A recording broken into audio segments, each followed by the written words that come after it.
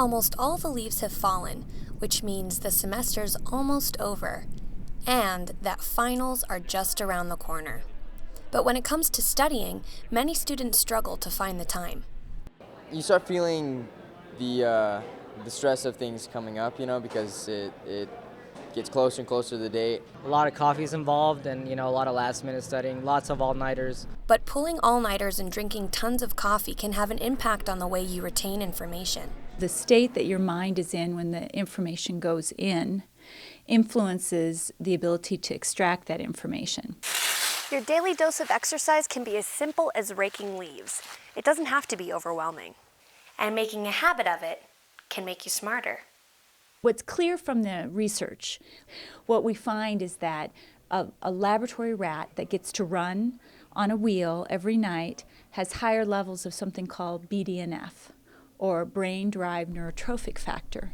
Our brains use BDNF to alter the connections between neurons, which is what happens when we learn something new. But studies show that stress, the kind that can come from sitting at a desk all night, actually reduces BDNF. If you're under a high degree of stress during finals, you haven't been exercising, you're going to really push that BDNF down to a level that's going to be really hard to learn and maintain the information you're receiving. Here we go. According to the CU Fitwell program on campus, the number of students who use the rec center drops during exam time. But for those who use the facility regularly, the effects are obvious.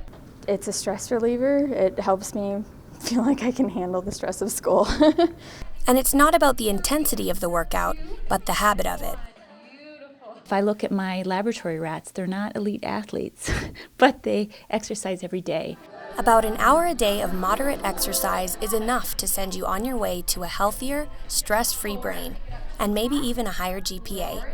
Alaine Rodriguez, Newsteam Boulder.